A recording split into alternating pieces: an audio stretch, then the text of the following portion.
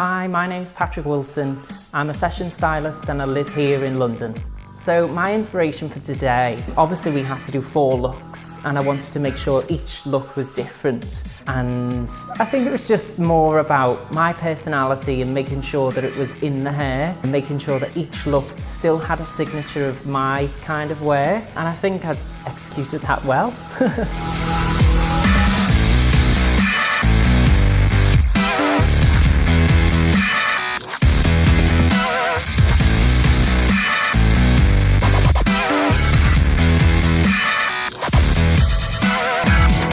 I would prepare for a shoot, really depends on when I get the call sheet, because sometimes, you know, if it's really last minute, you might get a job the night before, you know, a big model's in town and they want to shoot in London, so you get the call the night before. In that way, it's just sort of working on the spot. Maybe, I think it's always good to do your research, maybe look at the model, look at like what they suit, what they don't suit, and I'd always make sure that I'd look at the profile and maybe search them on Instagram just to see what they work best with.